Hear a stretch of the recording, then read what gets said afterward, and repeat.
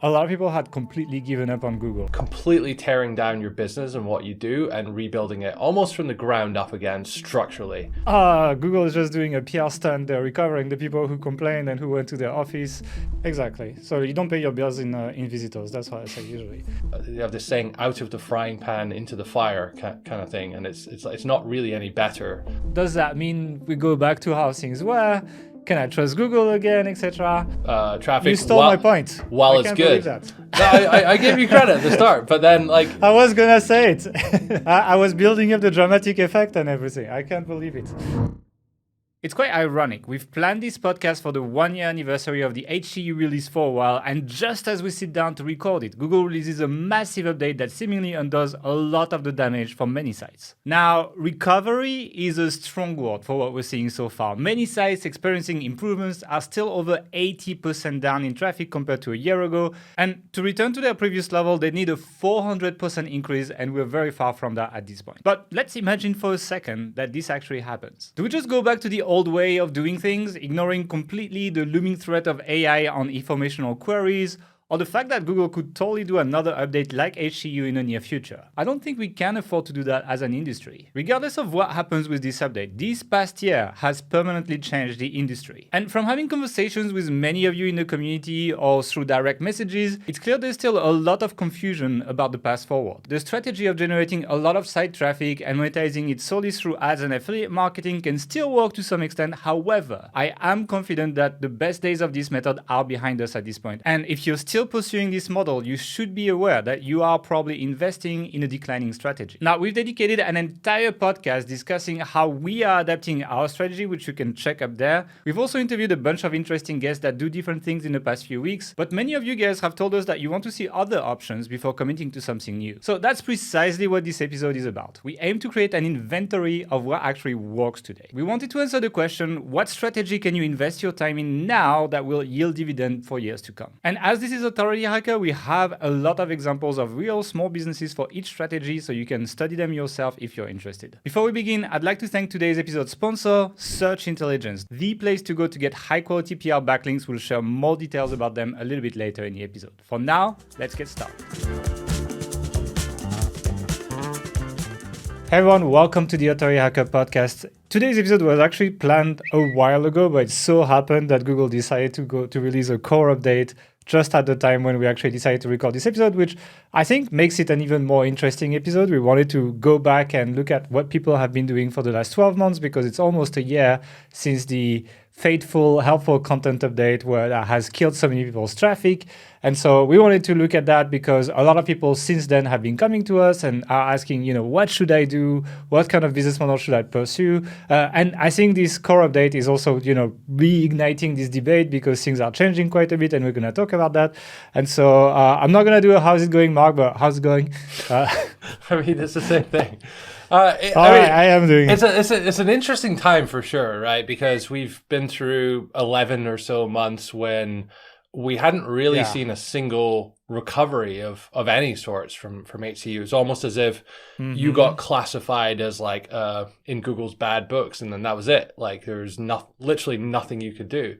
But during that time, obviously, a lot of sites were doing things, cleaning things up, improving things. And some, not all, but some of those sites are just starting to see a bit of a recovery, which is, good news, I guess. We'll have to wait till the full update is rolled out, which should take a month or so before we know. Emphasis on starting, right?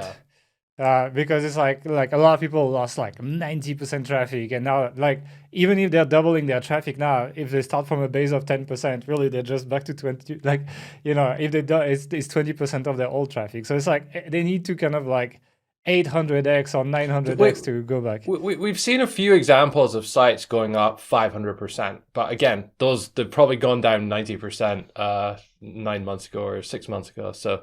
Yeah, I mean, I don't think I've seen a full recovery yet, but I've certainly seen some very promising movements. I've actually seen some tweets on Twitter to people who replied to me because first of all, let's just give some context to that drama. Basically, people were like, Google is just doing a PR stunt. They're recovering the people who complained and who went to their office, Retro Dodo, House Fresh, etc. it's not true. Like if you actually check a lot of sites, like a lot of sites are seeing similar bumps up at this point. It's very early at the time at which we're recording. Hopefully it's a little bit more by the time you're watching this podcast, but it's pretty early. But like a lot of sites nobody talked about, including some H Pro members, etc., are seeing recoveries right now, up to 50% of the traffic they lost for some people. So it's still significant for a lot of people. And so like there was, for balance as well, there are also some people that have lost traffic or lost more traffic in this update. So it's not as if everybody is going up. There are people going up, and it sounds like there are a few people going further down as well. Yeah, and all people who did not get affected by the updates who are now actually going down, actually, like that's happening. So like I checked a few sites that we talked about previously on the podcast just to see like how they're doing. Again, these are very early trends, so it's like you could reverse. There's a whole month of update going, like we're recording, like it's been 5 days, 6 days, and we're looking at Ahrefs that lags like 2-3 days. So really we have like a couple days of data, but like Shaver Check that we talked about, like the shaving site is up. They did go down over the past few months, so they're just recovering that traffic right now. Pack Hacker, which was like a backpack review site as well, is up.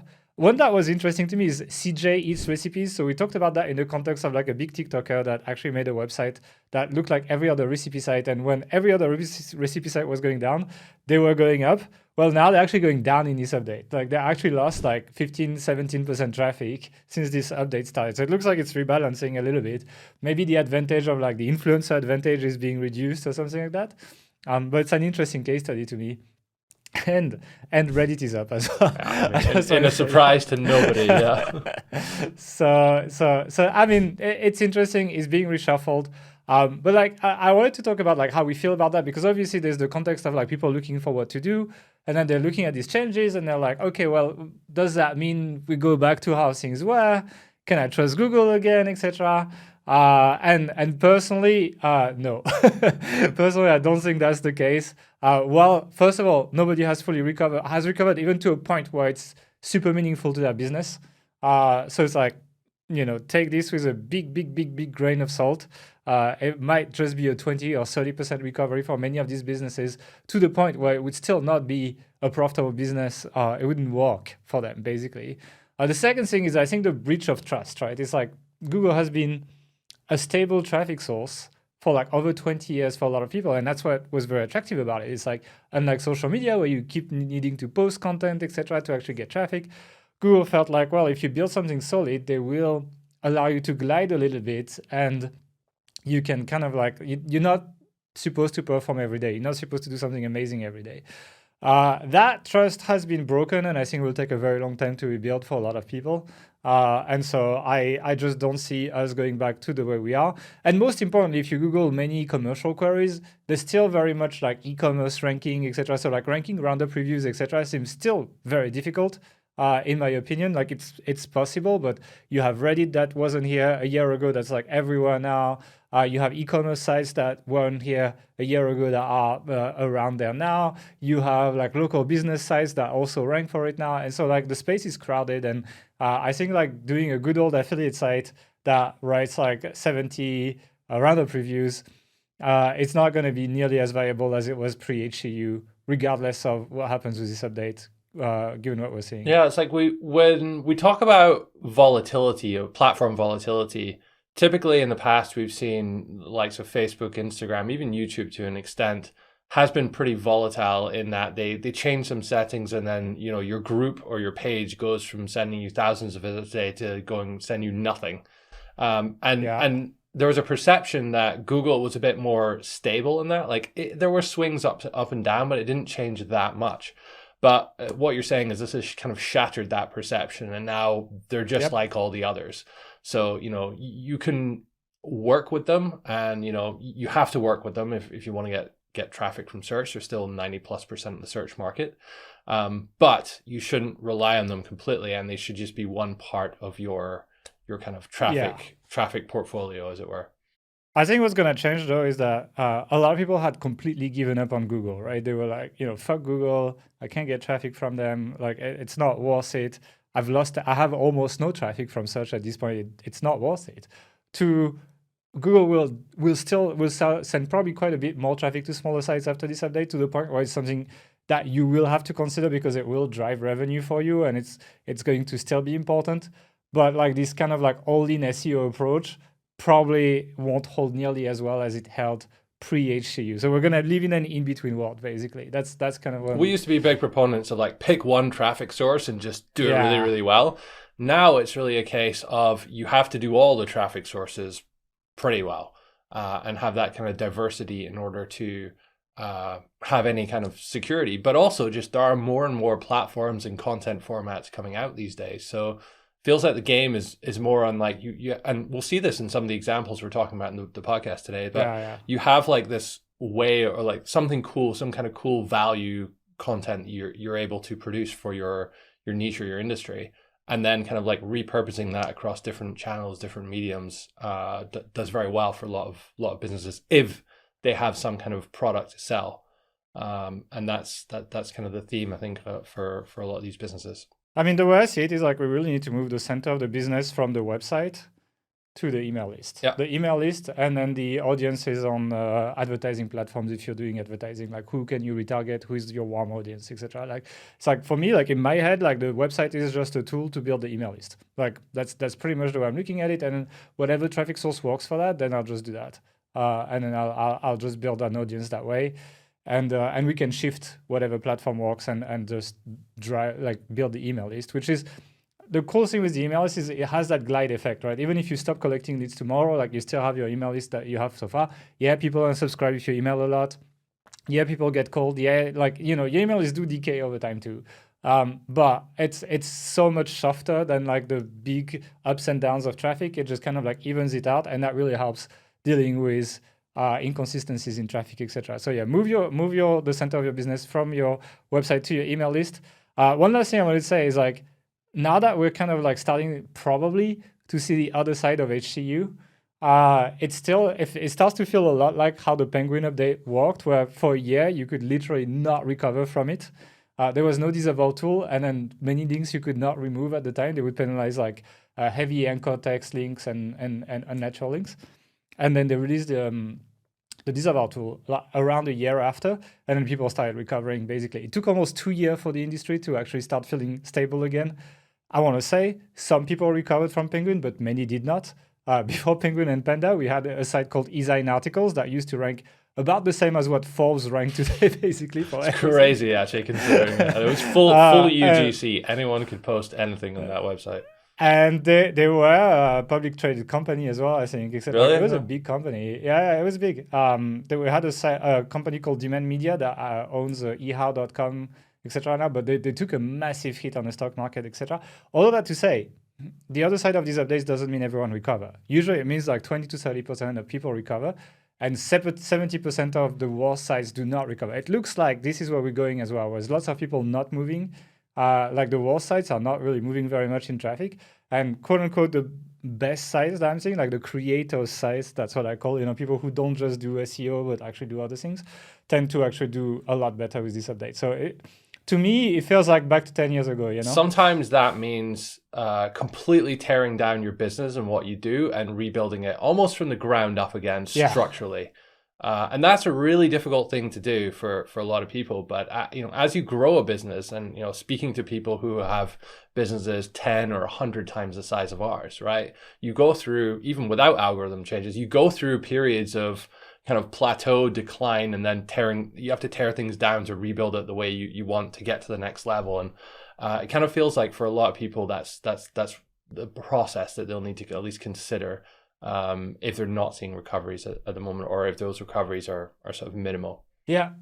Before we jump into the business models, I just wanted to shout out one of our free resources. If you guys are interested, we have listed all the best online marketing tools, the ones that we use in our business to produce this podcast, do shorts, create SEO content, etc. And you can get them all in a nice sortable Notion list if you head on over to ahkr.to/tools-swipe. Yeah, and if you see what we did here, we actually send people to our email list, which is exactly what we said. We make the email list the center of our business as well. So it's like the goal of our website, if you go on there, is to capture emails. And then we decided to also do that on this podcast because, well, we actually think that it would make sense for the business. So let's jump onto the business models, Mark. You do the first one, Okay, right? so the first one we have is agencies. And we actually know a little thing or two about agencies because we used to run one. Yeah, this was 14 years ago now. Can you believe that? We started our agency, ran it for 4.5 years, something like that.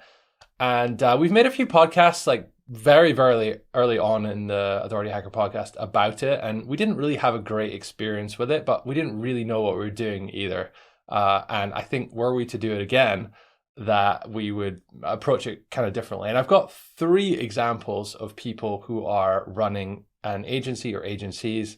And I just wanted to kind of like talk about them in the context of how they get leads, how they create content, use their audience, and make the email list the kind of center of Before what they're that, doing here. Can we talk about who should do that? Like who it's interesting for? Well, honestly, anyone. So, and there's a few reasons for that. And when we started our agency, the goal was to make enough money to live, right? You had a job, you wanted to quit. Diet Coke every day, right? Yeah, I mean, we literally had very low standards. If I could afford to drink all the Diet Coke I wanted every day, it would be good. And very quickly we were able to do that. But this is the thing with an agency model: you can go from zero to making like thousands of dollars a month very, very, very quickly because you're charging per month, and the revenue per customer is very high. You only need a couple of customers, a couple of clients to really get going.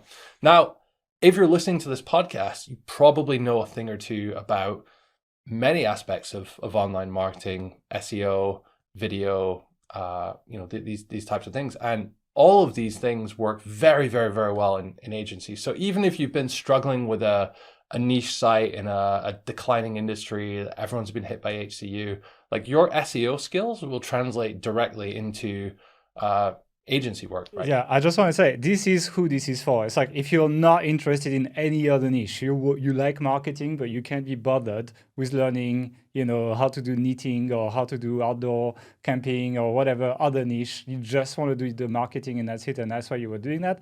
Then that's probably the business model for you, because you're going to do this all day. You can create content around that if you want. And that's going to make you happier rather than just going into something that you don't give a shit about. Yep. Now let's dive into a few examples here. So the first example is actually Matt Diggity. Now, a lot of people who watch this podcast will be familiar with Matt.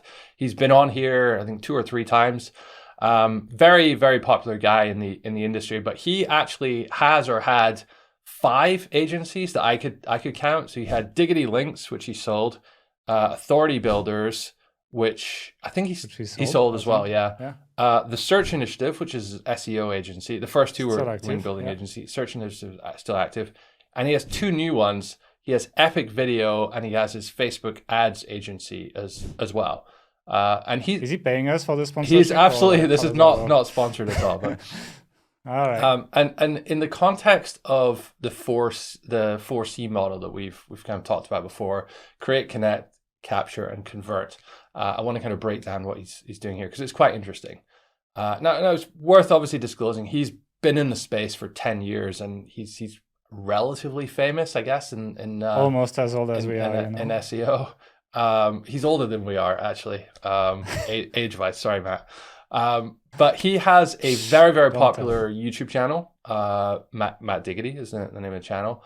And I believe he also runs a number of other ones for his different businesses as well.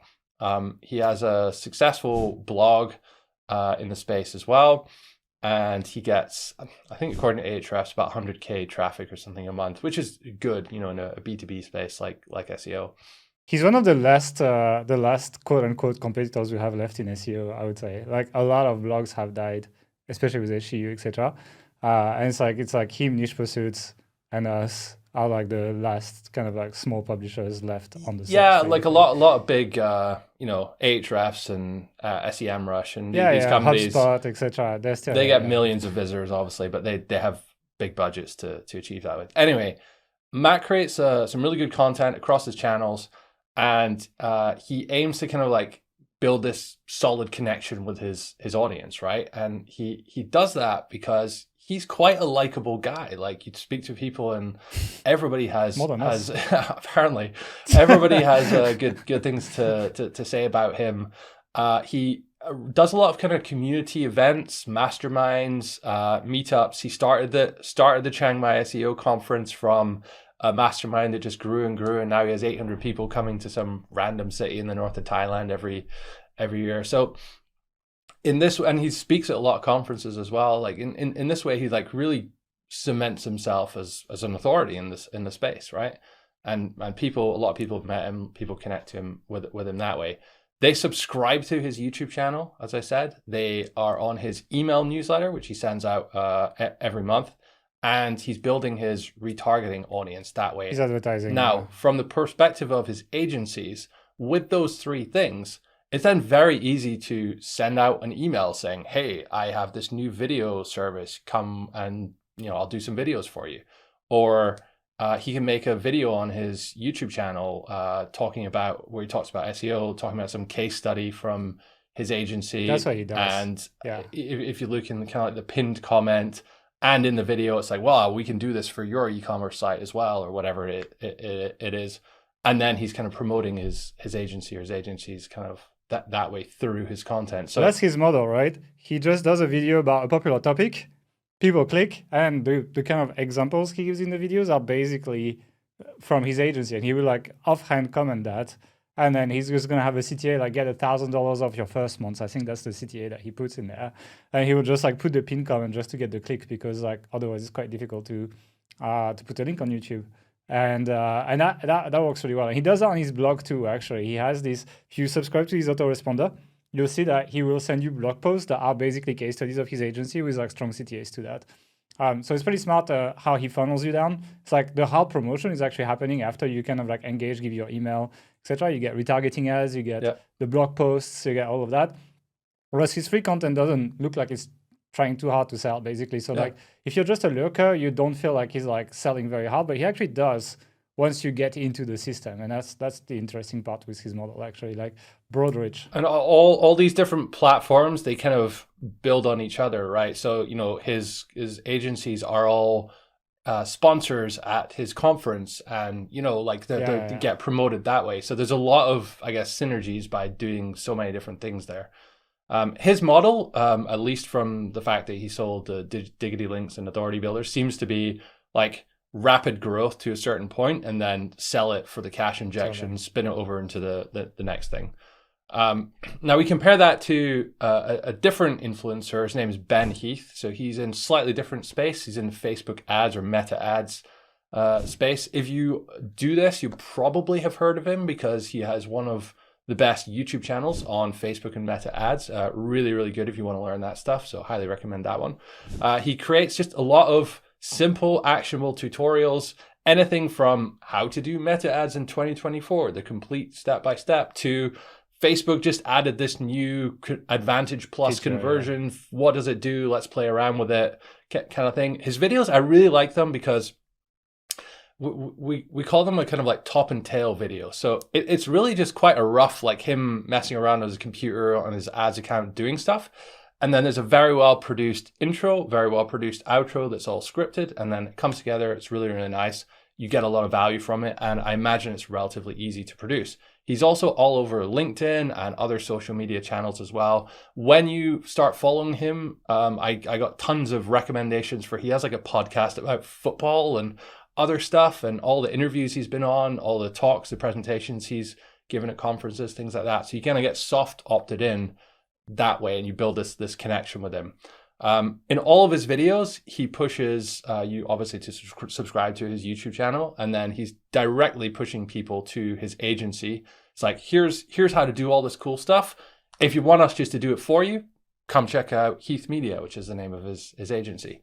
And on his agency site, he has various lead magnets, 5 secrets I learned after spending 50 million on meta ads.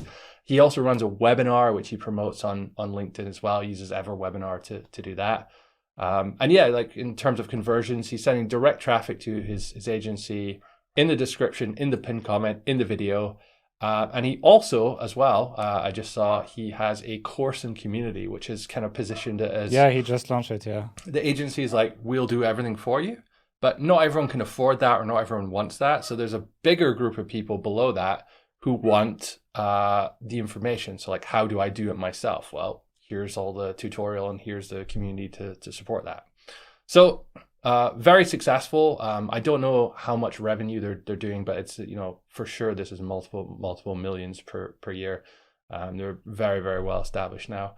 And one more example I want to touch on just quickly is Neil Patel, NP Digital. So he obviously has a huge brand in SEO. He's been in the industry 20 odd years, and he used this to get his agency very, very quickly to a few million a year. But then the agency started to grow on its own organically. They developed their own internal sales teams. They started doing cold outreach, which anyone could do at any level, right? You don't need to have a huge team to do that. In fact, you can do that at day one to get your clients. A lot of link building agencies do that. If you run a site, you probably get outreached all the time by these guys. I want to say, like, I have small agency friends who do that right now. They don't rank on Google. They don't do anything. They just do outreach to get clients, and it's easy. And everyone can do that. It's like, if you have the skills and you just build an outreach system, you warm up your accounts, you find the qualified leads and you email them, like, it's not hard to find clients over time. The trick is to niche down, right? If you offer like SEO services, you sound like every single, parody Indian email trying to sell you backlinks or whatever. Like, people that do that successfully, they build services for sub niches. So maybe you just do SEO for SaaS, or maybe you just do SEO for local shops or something like that, or for flower shops, or for dentists, or for lawyers. And that kind of outreach can be successful. The generic outreach will not be successful because they're receiving 1,000 of them. But if you can be quite precise and you can be tailored to their business, it's the most cost-efficient way to make sales. And it scales to a medium level, but to the point where you will make good money at this point already. This is why this business model of an agency, I think, is so good, because you can go from zero to being cash flow positive to making job replacement income in month 1 or 2 if you're really hustle with some outbound cold sales. You're not afraid to pick up the phone every now and then as well. Or email. Like, you should talk to them on the phone after, but like, you can start with email. Like, the way it works is like, you bait people with email, you make something maybe a bit personal. You can make a loom as well, for example. Like, sending a loom on an email is pretty cool. We used to do this thing in our agency, actually, where we would basically go on Ahrefs, find problems with people's site, with their SEO, with their links, because everybody has problems. Everybody. No, but I would email everyone. I would just email everyone. I'd be like, hey, I found a bunch of issues on your site. Who do I report this to?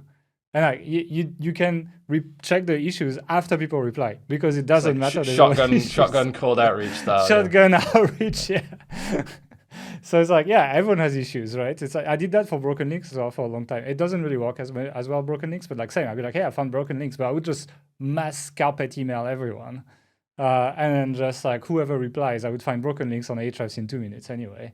And then just start the discussion from there. So it's like, you need to be smart with your angle, you need to go niche, etc. But if you do that, it's so powerful, cold outreach.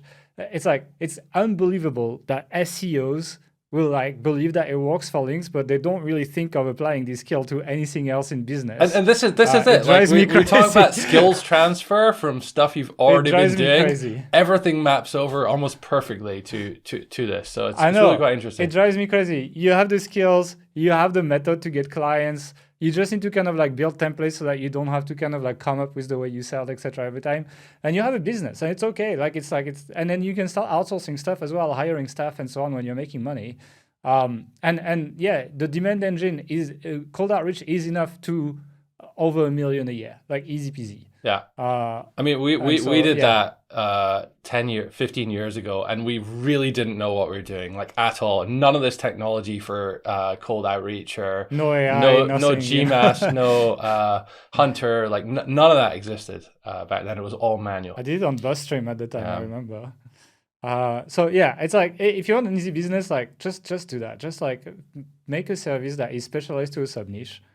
Prepare a little bit of a marketing pitch. Find a way to find sites that or businesses that do the thing that you're trying to sell wrongly, and reach out to them, pointing this out to them, and just engage the discussion. Jump on the call. Don't be afraid to get on the phone with people. Show your face. Yeah. Don't be afraid. That's a recurring thing across a lot of these businesses we're going to talk about today, is like you need to put yourself out there a little bit more and kind of be the face of the company.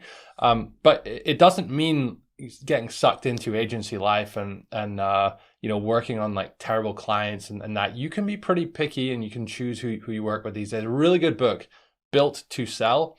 It's about building a business and like building a product in one way and just finding customers for that. A big problem a lot of agencies try and fall into is they'll just try and tailor what they do for every single customer. And then it gets really difficult to kind of scale and grow and adapt with that. So highly recommend that book. And now for a quick word from this episode's sponsor, Search Intelligence. This is how we landed massive links for our client in The Sun, a DR90 website, and many other UK news websites. We have used freely available data from YouGov to simply find out what the nation's favorite car brand is and which brands people love the most. Of course, Rolls-Royce came out on top, Aston Martin second, and Jaguar third. We put these insights in a short email and sent it to journalists that write about cars and to national news desks on behalf of our client. Within a few days, our client got featured in all the Suns, as well as many regional newspaper sites in the UK, gaining DR90 links to their leasing comparison website. YouGov website is full of unlimited PR stories with data already available for free. All you have to do is to start researching their data and start asking the data questions. You will be surprised of the unlimited PR campaigns that you will find there that can help you build massive exposure and links to your or your clients' websites. I hope this video is helpful and inspirational. Thanks again to the sponsor of this episode, Search Intelligence. If you're looking to boost your link building with high quality digital PR campaigns, head over to search-intelligence.co.uk. And now, back to the episode. So the next one is, one that we actually like. If you follow us, you know that, and that is selling info products. I have a few cool examples of like creators who do that, like small creators, single solopreneurs for one of them. Essentially is creating small info products, building an audience and with free content, and then selling your info product. The skill level, I would say, is intermediate to advanced because you need to manage multiple things, right? You need to manage, your free content. You need to make free content that's good enough, not just to get traffic from Google, but that people actually enjoy consuming it, because otherwise there's no way they're going to give you money for your paid content. So it's another skill. I see a lot of people ranking on Google but have shit sites, and there's no way people consume them. There's no way people give them money because it's not engaging. So you need to be a bit of a content creator. You need to then capture people. So you need some email marketing skills, right? It's like both on the opt-in side and on the nurturing side. What do you email to people to actually keep them engaged? And there's a little bit of tech as well, because when you deliver info products, you need to deal with the checkout, you need to do with all that, you need a bit of analytics as well, etc. So you need to be able to do all of that.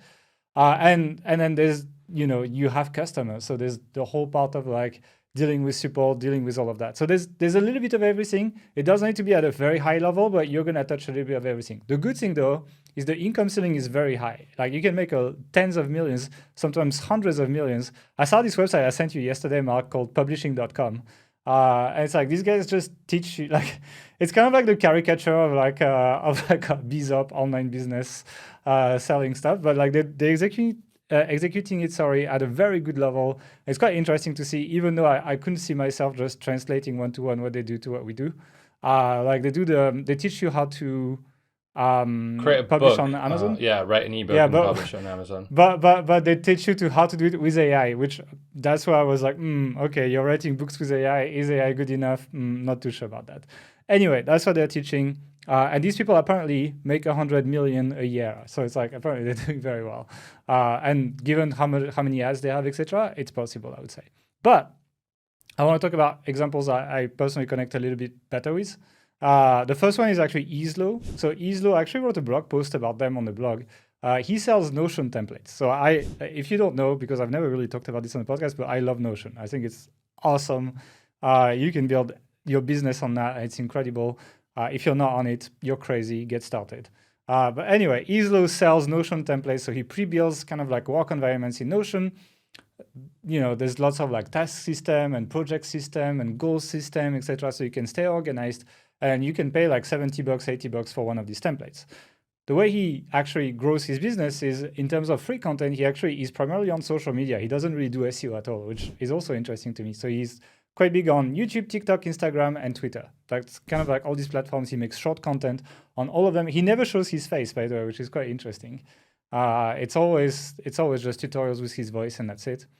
What's really cool about his content is very aesthetic. Like it looks cool. Like it appeals to kind of like productivity freaks that want everything to be neat, etc., and well organized. And he does that very, very well. And if you check his TikTok, you'll see like he has like hundreds of thousands of likes on some videos for like Notion videos. You know? So that's his content. Then essentially what he does is he creates free versions of his paid templates, and then you can download them on his site. So the CTA is like click on the link in the bio or whatever and download the free template. And so you give your email for that, right? And then once you give your email, he has a pretty hard selling sequence that will essentially sell you the paid templates, give you promos, discounts, etc. And you go and check out, and you check out for $49 to $99 per template. It works quite well. I think he's making multiple six figures per year as a solopreneur. He has nobody else, it's just him, and it's doing quite well. So I quite like this one. The second one that I want to share is a little bit bigger. It's a YouTube channel primarily called Built with Science. It's like a fitness YouTube channel. And the guy is like on YouTube since 2017, and he teaches like science-based fitness, basically. And he has lots of videos on like how to exercise, how to do a squat, how to do whatever, best exercise for back, things like that, basically. So he does long-form videos, and he repurposes very well. That's what's really cool about his business. Like his long-form videos are his primary content, but then that content is then translated into short videos on TikTok and Instagram, doing very, very well as well. He has over 1 million subscribers there. And he also transcribes them into blog posts. Using the same graphics from the videos, etc. And his blog is doing well. He's actually getting quite a bit of traffic, getting leads, etc. Then what he does is he sends people to a quiz funnel. So people actually, answer questions on their situation. It's quite long. I did it. It took me like 7 to 10 minutes to go through the quiz. But essentially what they do is you kind of get a personalized sales page to the product when you land because of all the answers you gave. And they essentially do that. And then they sell very, very hard on their email list as well. And I think he's making quite good money. There's no official numbers, but he's doing quite well, basically. So these are the two examples that I quite like in terms of like creating info product. It's really cool because you don't need to deliver an info product physically, so logistics are a lot easier. The profit margins are very high, like selling a Notion template. There's no cost to it apart from the marketing. So you get to actually have fun with marketing when you do that. And most importantly, it's multi-platform. You see they're like on YouTube, they have a blog, they have like all the shorts platform. Islo is on Twitter as well. It's like every single platform you can actually drive traffic from, including affiliates, etc., which makes it very appealing. It's a really interesting example in the fact that he doesn't show his face anywhere. It's like not many of the others you're able to do that, really. Speaks to the quality of his content, I guess. But he has updated his website where there's like one photo of his face on the homepage now, but none of his content, if you go on TikTok or something like this, will show his face for Islo. Like for Built with Science, he shows his face. But I think Islo is like the perfect solopreneur business, to be honest. It's really, really, really cool. And building a template like he does, like, I mean, if you know Notion, it's like a day, basically. It's not very long to build an info product like that. The thing that the skills that transfer is basically content creation. So it's like, you need creating content that engages people. Like you can do that from being a blogger to actually doing this, and then email list building. Like it's like if you have been collecting emails, if you've been running an email list with your blog, like essentially that works the same, except in this case, your email list is for selling, and you should not be afraid of selling. And I feel like a lot of bloggers, their issue is they're super afraid of directly selling to their audience. Like they feel like they've given content for free forever. And now they have to, if they sell, it's like, oh my God, a big betrayal to their audience. They're actually asking for money when they actually gave everything for free before. That's a mental hurdle you need to get over. Nobody cares if you're selling. Like when you opt in on an e-com site, every single email is a sell, every single one. So don't feel bad. Email marketing is for selling, and that's how you make money with this business model. You want to go for the next one, or you have something else to say on this? No, let's jump on the next one. So next one is on-platform affiliate marketing. And we've talked about this before in the podcast when we had Jared Bauman on. And specifically, this was around the Amazon Influencers program, which has nothing to do with being an influencer. Don't know why they called it that, but it's about creating these like hyper-casual videos using your smartphone of products on Amazon. There's 350 million products. And I think Amazon's kind of trying to get people to make videos like UGC kind of style content so that people get a better feel for what the product's actually like. If you've ever been on Amazon and you're looking at a USB stick or a webcam or something, it's really hard from the 2 or 3 crappy vendor images to really like get a sense for, is this good or not? So I think this is a way for them to kind of crowdsource that. And it's really interesting because this is like a super beginner level thing. You don't really need any experience in doing this. Now, the flip side of that is it means that the income ceiling's a little bit lower. We've seen a few people make 5 figures a month, so like 10 to 20K a month, but I haven't seen anyone make more than that. It's still a good income, right, for a side hustle. But yeah, it's a side hustle. It's not like a business in the sense like the others are. Like you're not going to be selling your Amazon influencer company to someone else. And I think this model is really for the people who were not expecting to make a ton of money or investing a lot of time in their site, right? If you were just trying to make a few $100s a month, or you were at low level, you had no interest in building a team, building a business, etc. Like this is for you, basically. This is who should do this. So the beauty, I guess, of this is that you're using Amazon's traffic, and they have a lot of traffic, a lot of people ready to buy on the sales page, and you don't need to generate anything yourself. So all you need to do is you create these, I call them like hyper casual videos, just using your smartphone of a product that Amazon sells. And you don't need any kind of fancy equipment, website, anything like that. And it was quite funny. So Jared, when we were talking about this, like he went around his entire home, he went around all of his friends' homes, and then like he started getting creative, right? When he was in an Airbnb on vacation, he'd start recording some because they had extra items there, and just going wherever he could to get products to review, basically, without obviously paying for them. I want to say as well, it's like Amazon is not the only one with such a program. It's kind of a trend that's developing on more platforms. TikTok Shop is a big one as well. Lots of people are making money with TikTok Shop. It's a little bit different because it's TikTok, so you still need to kind of like make viral videos to get rich and then make money, whereas Amazon is like your video gets plastered on the product page. People are already in the mood for buying this product, etc. Whereas on TikTok, you need to generate demand. It's a bit more challenging, but apparently there's a rumor that YouTube's coming out with something similar as well, with YouTube Shorts, etc., and maybe even YouTube long-form videos. And so I can really see how the quote-unquote side hustlers, affiliate marketers, are going to transition from building a website and getting traffic to a website to actually just doing this on platform directly. You get paid less. Don't get me wrong, the platform is taking a cut but they drive the traffic in exchange, basically, and you can't really lose money on that. But it's like this idea of like affiliate marketing on your site is definitely declining. Like it's something that's difficult with e-coms, with all of that, as I said at the beginning of the episode. But I am pretty sure at this point, seeing how many platforms are showing interest in doing this, that this is going to be the future of the side hustle of making a small review site and ranking on Google, is going to be doing this on platform. And that's why we launched Product Review Profits, right? Is because like we actually think that this was a solution for all the side hustlers who don't want to build a real business, because like building an info product business, doing an agency, etc. Like many people don't want to do that. And so if you're that person, keep looking out for these opportunities. I think Amazon's the best one right now, also because TikTok has a chance of getting banned in the US at this point. But there will be more like that. And over time, it's possible that you'll be able to do reviews for products and post them on YouTube, on Amazon, on TikTok, etc. And eventually kind of like build a business that way. The trade-off is like you have to jump on video. Like all these platforms will do that through video. There's no way this is going to be written reviews because people don't read anymore. And that obviously discounts people like non-native English speakers unless you're really, really fluent. And I could see myself doing it. I could sell some potentially do. I still think there's enough people that would be just a little bit put off that it would work, but it would still be a bit of a handicap, Yeah, but I think it can sell better than most people, so I think I would make it up. Yeah, if I'm honest. Yeah. I wouldn't say you're the typical. I wouldn't say you're the typical kind of person that's going to be doing this program though. So yeah, I wouldn't. But also, Amazon's looking at opening that up in more countries. Yeah, that's true. So like, I can imagine the French one would be very low competition, for example.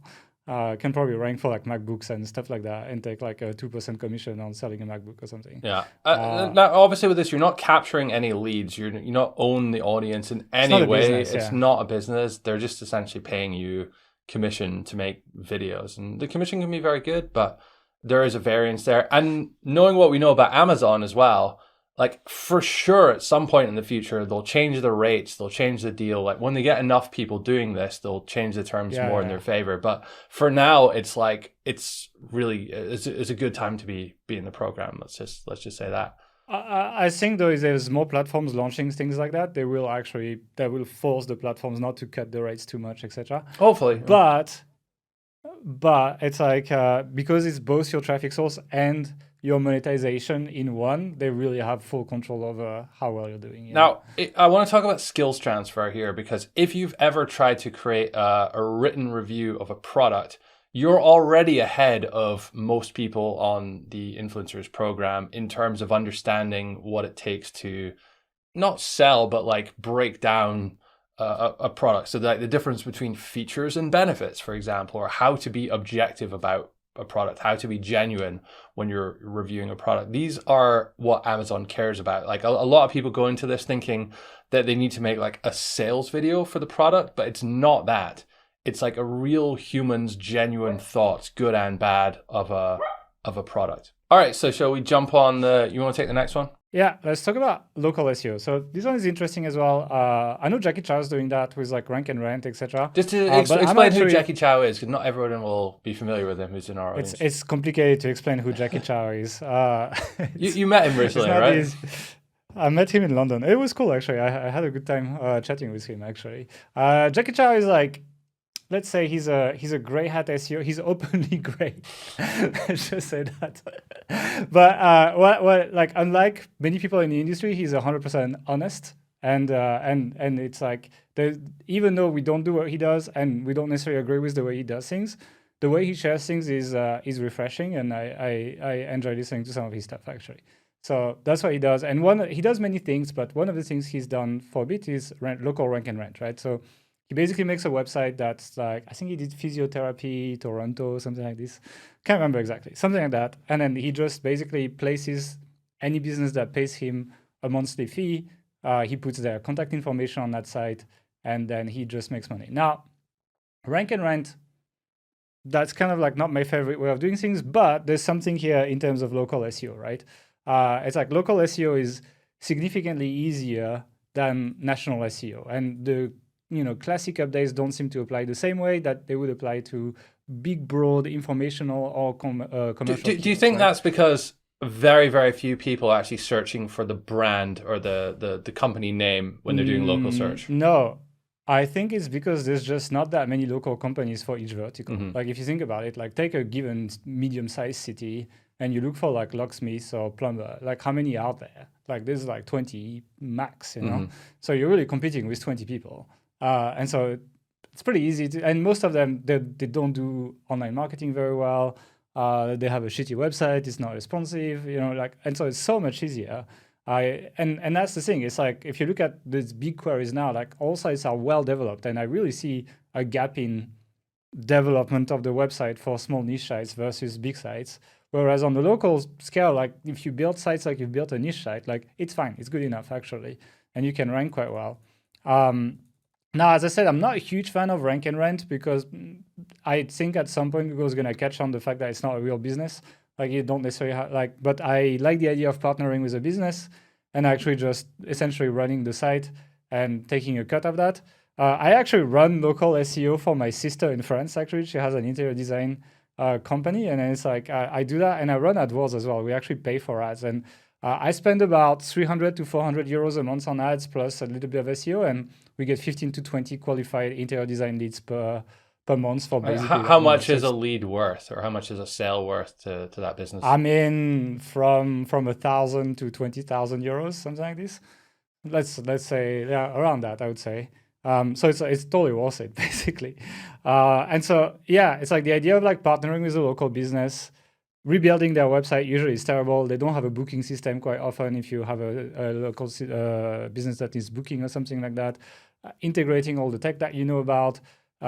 You also can compete on 3 levels. So you can compete on the Google Maps, you can compete on organic rankings, and then you can compete with AdWords, basically. Like you kind of have 3 places where you can compete in SEO. They're all completely different though. Like Google Maps is almost entirely review based, whereas the organic placements, your typical content and links and on page, and then ads is just, But what I'm saying is like, unlike a content site where ads don't make sense economically, and there's no maps and organic, like you have 3 chances at actually getting some traffic. whereas so it's kind of like more forgiving. If one doesn't work, you can always make the other one work. And again, like the PPC is pretty easy and cheap, because it's like, if you have 20 plumbers competing with you, there's probably like 3 or 4 only doing AdWords. So if you, there's a lot of like developments in the ad tech space around that as well. So on Facebook, for example, you have these like messenger form things that you can fill in now. And they're like developing a lot of stuff like this, and most small local businesses, they're nowhere near this, right? So there's huge opportunities there in most cities for this. Yeah, and it's also like, for example, in terms of landing pages, right? So it's like let's say you're a plumber or like interior design. I'll talk about interior design because I know that, right? So if you compete for the sentence like interior designer plus city, there is competition, right? Several people are going after this keyword. But like, what does an interior designer do, right? They do many things. Like they do wood flooring, they do plastering, they do demolition, they do all of that. And if you start creating landing pages for all these sub-services and ranking for all these long-tail queries, which nobody does locally, nobody makes these landing pages. And with AI, you can do it with AI content on local, like no problem. Slightly edited AI content is plenty. You can, like, you get very little traffic. Like you get like 5, 10, 15 visits per month on a given landing page. But these people are looking to buy the exact service. And if you have a contact form next to a description of the exact service they're looking for and some kind of relevant photo, hopefully a photo that you've taken in real life, like, holy shit, like it's so easy to generate more leads, and there's nobody competing with you. And these are keywords where people spend thousands or tens of thousands of euros that we're ranking for. And so like, yeah, it's like the challenge is obviously to do the real business part, where you need to partner with someone that's going to deliver the service, or deliver it yourself if you feel like it.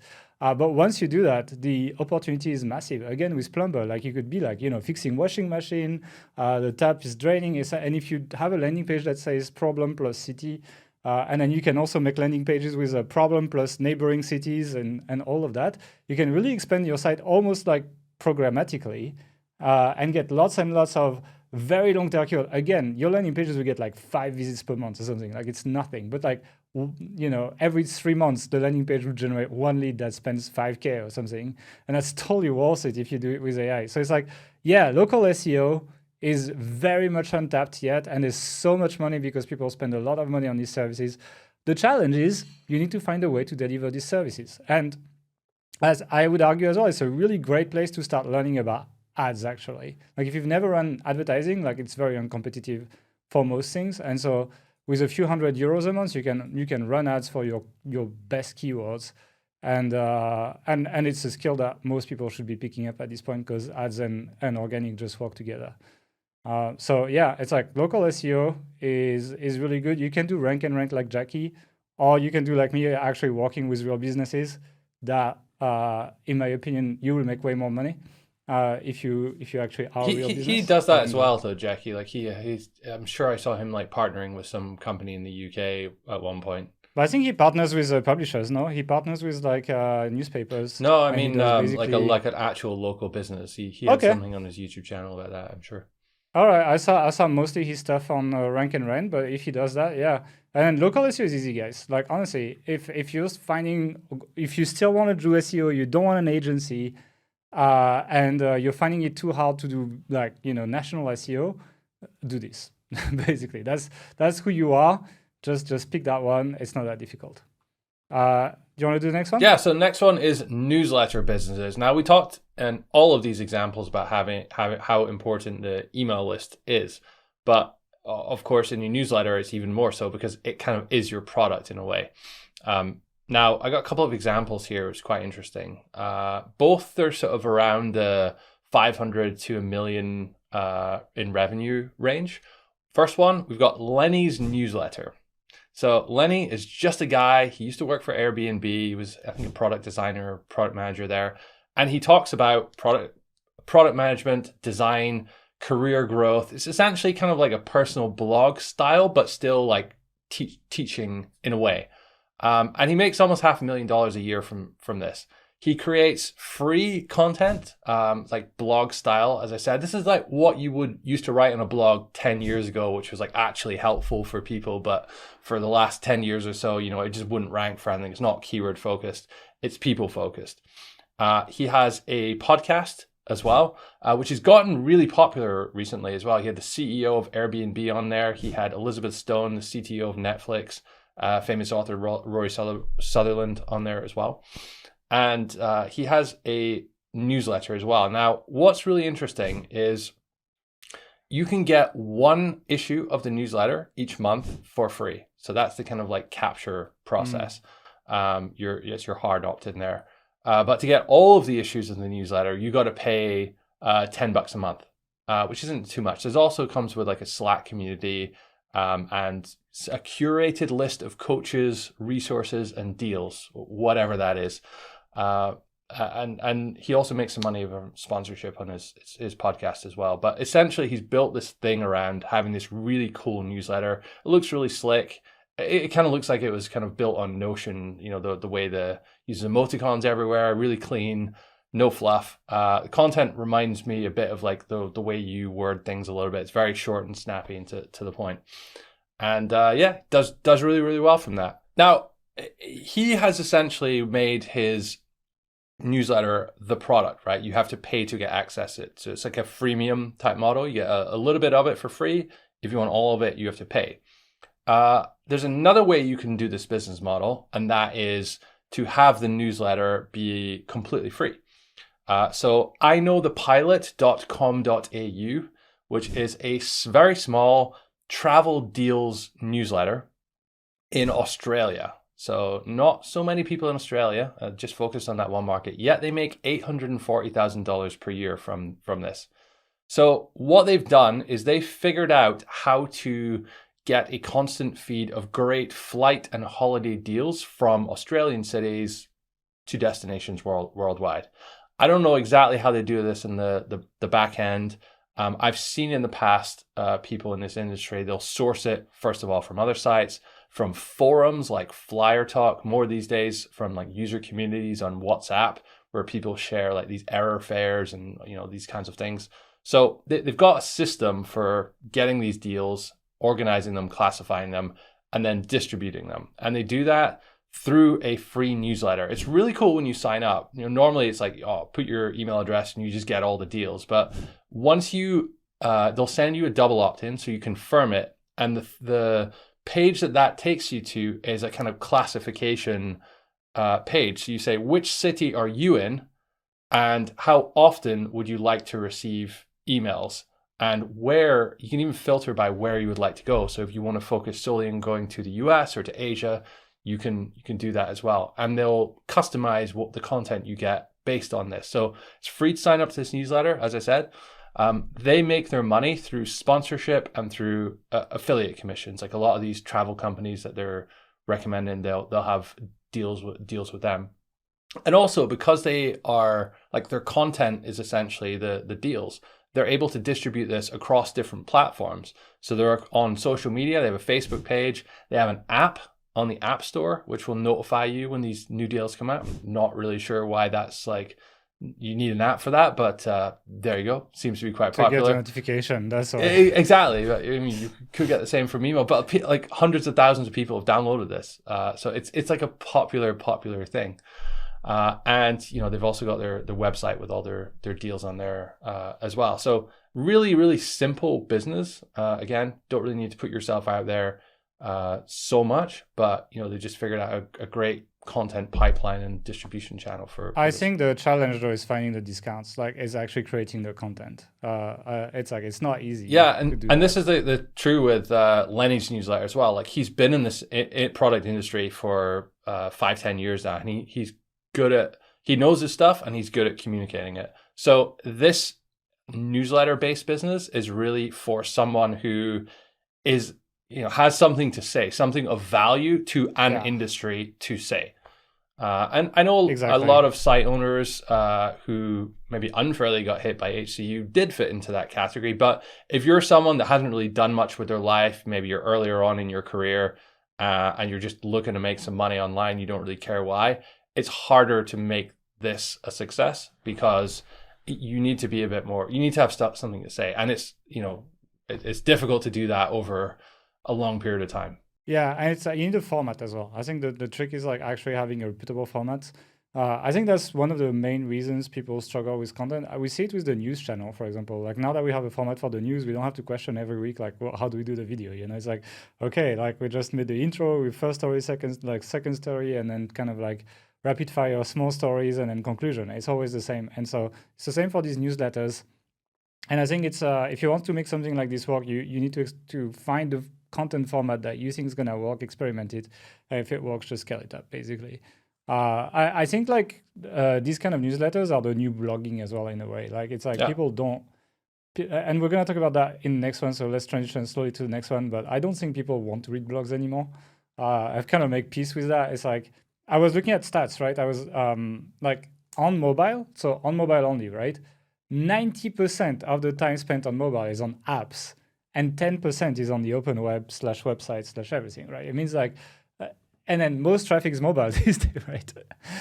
So it's like that makes, and the next business model to just transition to that is to drive traffic from social, but keep the same business models of, putting ads and affiliate on the website, and then just, not count on Google so much anymore because it wasn't good for a year.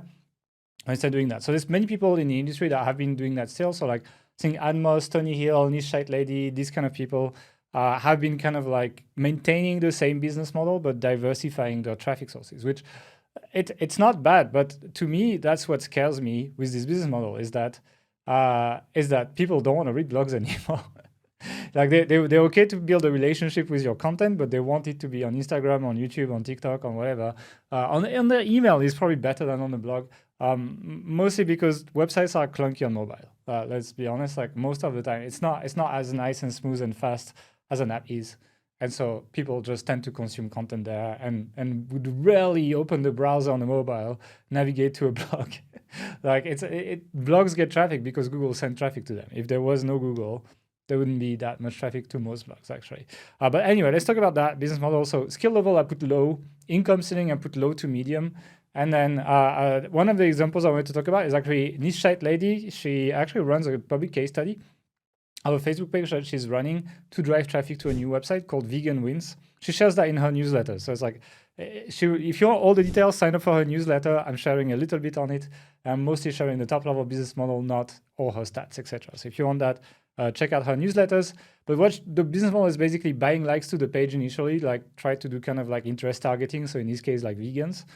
Post memes for engagement, like get people to kind of engage with the page and like it a lot, etc. And this works well, right? If you open her Facebook page, you'll see that she actually has like hundreds of likes and comments on the kind of like engagement posts and reshares and so on.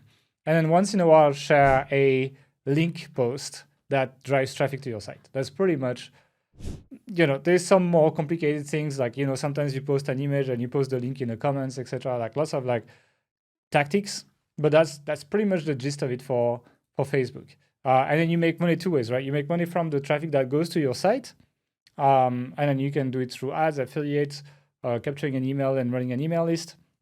But actually, Facebook has a partner program where they pay you for impressions now. So even on the impressions you get on your memes, they actually pay you. But the RPM is very, very low. Like they don't give you a ton of money. Like people do make thousands of dollars sometimes per month doing this, but they really need a lot of reach, right? It's not that, like these vegans win page is very far from that. It has 13,000 likes, and like a good post will get like a few hundred likes. That's not a lot of money if you're in the program. You probably make like $30, $50. Actually, Spencer does that as well, and shared he's made like a few $1,000s on one of his pages recently. So it's possible. My fear is obviously like platform change and Facebook changing the conditions, etc. But it's not worse than Amazon influencer, I would say. It's kind of like about the same level of risk. And then there's Pinterest as well, right? It's kind of like the two platforms that have been driving lots of traffic in the last year. That's Facebook and then Pinterest. Pinterest, we have a podcast with Tony Hill But basically, his business model in a nutshell, if you don't want to listen to his podcast or listen to it before, is he makes gallery posts from either images he found on social. So he said in the podcast that he gets images on Instagram and posts them on his site with attribution to like essentially be okay. It's kind of a gray area on the internet, let's just say, to do that. And these days, people use AI images as well. And then they essentially pin these images from his pages to Pinterest and then work out discovery on Pinterest and get traffic to the website and then make money with that. So that's pretty much the business model for these two.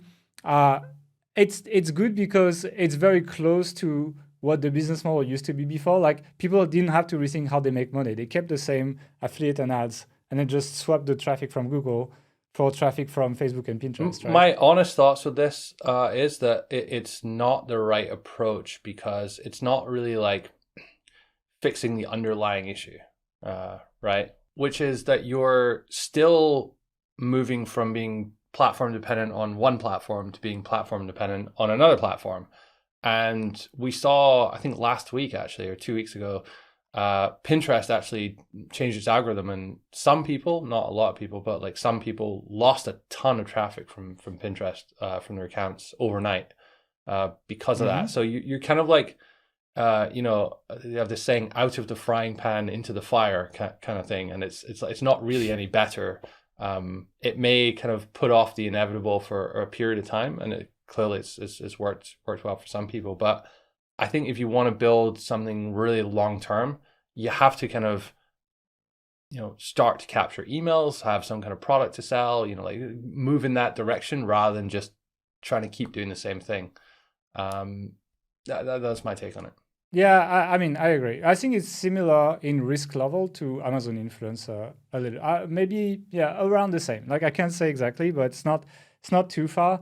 The problem is these platforms do not want to send traffic out of their platforms. It just makes them less money. So whatever happens, they're having meetings every day on like, how do we send less traffic, but still maintain people publishing content on our platform so we keep making money, right? That's pretty much something that's happening every day in these platforms so that they can make more money with advertising, etc. And so you're fighting against them on their terrain. Like that's what you're doing. And so whereas on the Amazon Influencer, you could argue that there's a symbiotic relationship where Amazon gets UGC, that lifts their conversion, they give you part of that lift, and then kind of like everyone lives happy forever. Because you're publishing on their platform from day one. Exactly. It's all understood that that's going to happen. And so it's like, it's kind of, they don't have to worry about reducing traffic to your videos. They want to send more to it, Yeah, it's like, I mean, they might adjust commissions or something, but like you're not fighting against them. Like it's not like you make money, they lose money when you make money. Yeah. Like you make money together.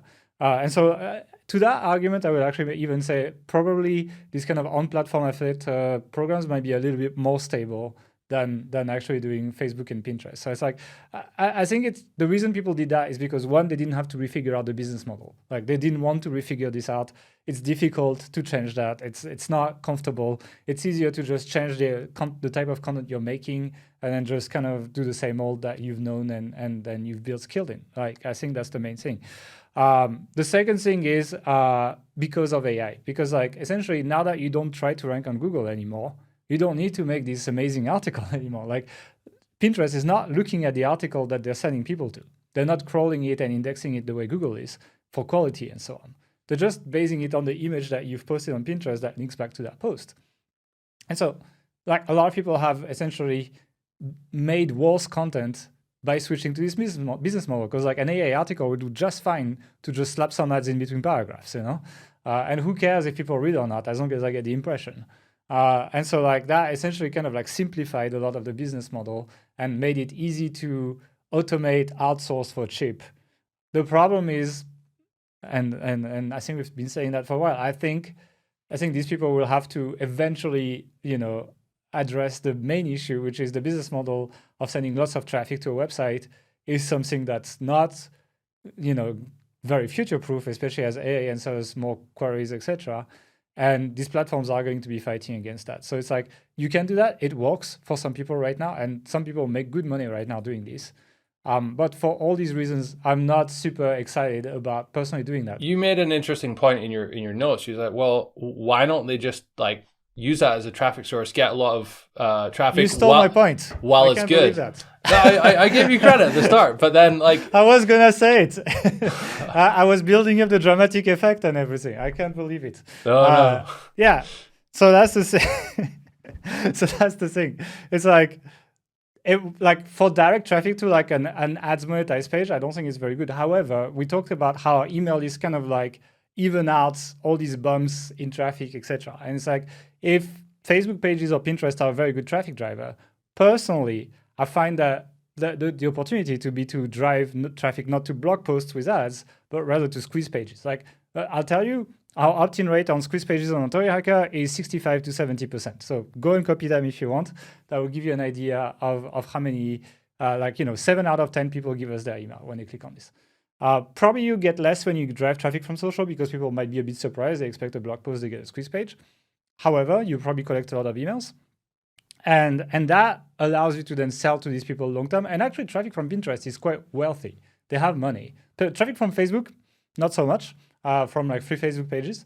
But traffic from Pinterest, people have money. The household net worth is higher than average from other social networks. So I think there's a huge opportunity there of driving traffic to a lead magnet directly. Like fuck the blog post. It's just almost like emails. There will be these kind of opportunities, short, medium term opportunities to get a lot of traffic from current platforms, from new sites, new platforms as they emerge. But if you're not capturing that lead long term, if you're just using that as a visit to count as one impression on an ad, like it's nothing. But if you can capture an email from it, then the value is so much higher from that. So I agree. And it's like there is short-term opportunities. And I think it's important to be able to not just push them away because they're not long-term, but you want to almost find a catalyst to transform them from a short-term opportunity to a long-term opportunity.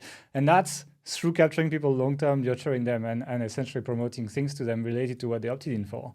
It's like, I could see myself making some kind of like beauty newsletter where I capture emails and then I just like promote products on that newsletter and then just make a bunch of pages that I promote on Pinterest that are mostly here for opt-in to just feed my email list of buyers who buy beauty products. It's like, it wouldn't be crazy. There are a lot of offers, affiliate offers, that sell for a lot of, that pay high commissions in this niche. And it wouldn't be crazy at all. I could sell diets, I could sell everything in there. So yeah, I think there's opportunities. I don't think the people who are promoting these methods are necessarily doing that. They're a little bit too short-term oriented for my taste. And it's inevitable that these things are going to be moved around at some point and not work as well. So it's a good idea to start thinking about how to deal with that now because it's going to happen regardless. So that's the one. Let's talk about the last one, which is ecom, right? So ecom, I'm going to go fast because people know what ecom is. It's like sourcing and selling products directly to customers, either by drop shipping or stocking the products yourself. And in case you don't know, a lot of the logistics can actually be handled by Amazon for you. It has a cost and it eats a little bit of your profits, but you could literally outsource all the logistics to a lot of services these days and run an e-com store, mostly doing the marketing. You need to deal with product creation, you need to deal with supply chain, and you need to deal with cash flow as well. Because actually when you're buying your products, you're buying ads, you're buying all of that, like the costs add up to most of what the money people pays you. So maybe you charge $100 for the product, but it's going to cost you $80 or $90 to supply it. And so very often you're going to be quite thin on margins. And when you need to prepay ads, for example, and you get paid later through payment gateways or something, managing cash flow is actually quite challenging. And the example we're going to talk about is actually Menta Sleep. And Mark didn't want to show you, but he actually left to get his Menta mask here. And I actually have mine, actually. So have you got the Pro one or the normal one? Or? Yes, I have the Pro one. Oh, is there much difference? We can go over that, but if you want, there's like some air things in there. So what is Menta Sleep? Let's just explain to people who are watching. This is a very good sleeping mask, basically, that is very light. You can like sleep on the side with it. You can see it has these cups. I'm not here to sell it, by the way, but you get the idea. It's a very good sleeping mask. It's kind of like a niche product, but it's cool because it's made by a solo entrepreneur. I think it's two of them, sorry, they started in 2016. And they gave the first prototype at a conference we go to regularly called DCBKK from the Dynamite Circle. And now they're a brand that makes over 10 million per year. So they've done quite well. as small entrepreneurs. I didn't want to take big examples in this podcast, just small people. And what's cool is like they started with a single product, right? They made one product. They make the mask that Mark has actually. It's the first product. And they slowly expanded it to the pro version, which is the one I have. They expanded it with like different eye cups, like cold ones, hot ones. They have a silk mask. They have a weighted mask now, etc. There's one that plays music as well. Yeah, so they do a lot of stuff, but like they just do sleep masks. It's just, that's what they do. And they make 10 million a year. Now their business is so good because you basically can do all traffic sources. Everything works. And that's probably the most scalable business model out of everything we've talked about if you're successful and if you can navigate the cash flow issues that I mentioned. Paid ads work extremely well for that. Like you can just do cold ads to your product page and make money with an e-com. The challenge is to obviously have a good product people want to buy and have the social proof. You can do SEO. It works very well. I see a lot of people doing SEO for e-com now. E-com sites rank better than they ever have right now. I don't know if it's going to be forever, but right now it's very good. You can do social media. People like, you can talk about sleep. You can make funny ads, funny short videos, etc. People will watch that and buy the products. You can pay influencers to talk about your product, and you're going to make money. You can have affiliates, and you're going to make money. You can do every single traffic source. The challenge is the product creation, basically. And I think it's really for like the most seasoned people who listen to this, basically. Like I wouldn't like, even me, I'm scared of jumping into e-com. I feel like it's a lot of things to navigate. Especially the cash flow scares me.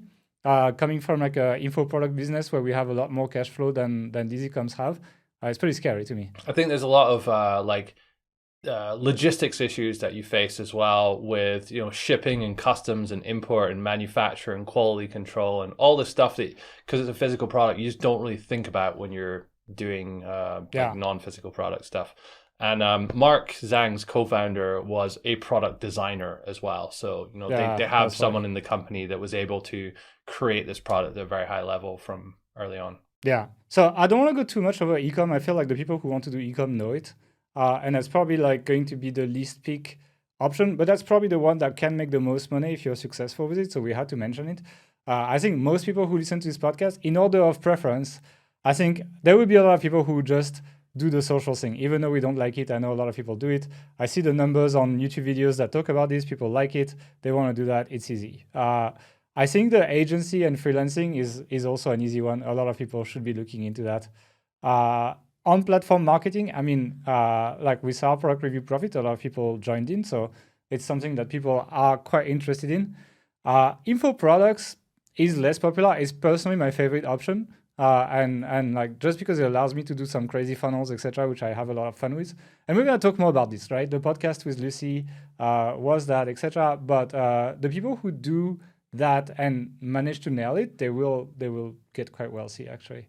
There's still a big opportunity. And local SEO, I think the people who don't want an agency but still want to just do SEO and not touch social, not touch paid, etc., the local SEO is for them, basically. Now, let's talk about what we're going to do going forward.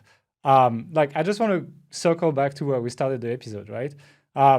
For me, it doesn't matter where that Google update is landing. I'm still on my quest to essentially elevate the business model, like have a business model with like more added value so that we can both have more traffic sources and be less dependent on a single traffic source and improve our profit. And so it starts with business model. That's what a lot of people are refusing to do. But if you don't diversify traffic without changing your business fundamentally, if you couldn't make other traffic sources work before, it's because they don't work for your business model.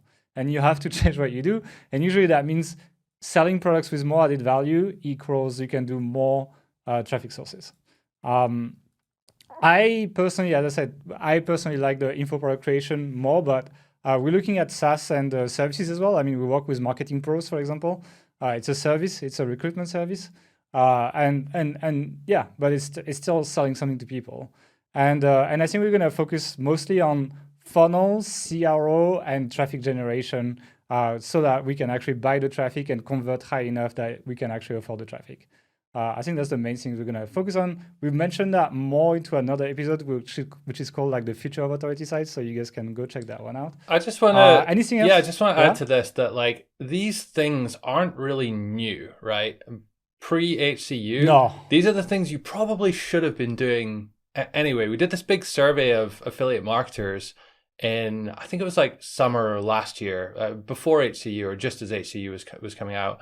And we looked at people's income levels, and the people that were making lots of money, like 100K a month or more, they all had audiences, they all had products, they all had newsletters, they all valued those things. The people that were making, much less than that, they were much more of them were just pure affiliates, because there's, a ceiling on that type of business. And so when you own your audience, you own the list, and you have that kind of real relationship with people, then you can make just 10 times, 100 times more money.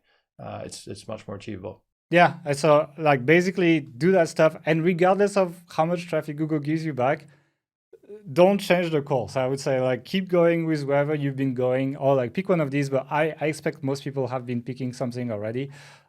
We are going to keep moving along and not just talk about SEO. We will talk about SEO again. I think we have an SEO podcast planned next time, right? So someone commented like, when are you doing an SEO podcast? We're going to talk about SEO again. We still do SEO.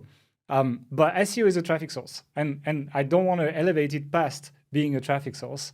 The business model that goes behind and how you make money from that traffic source is really where the game is played.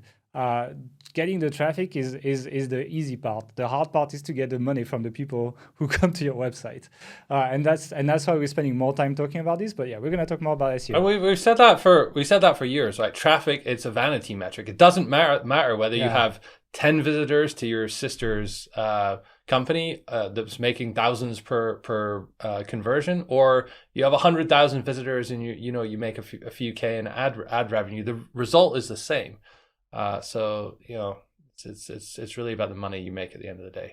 Exactly. So you don't pay your bills in visitors. That's what I say usually. Anyway, we're gonna end it here. Hope you enjoyed this podcast. We'll see you next week for an SEO episode. See you later.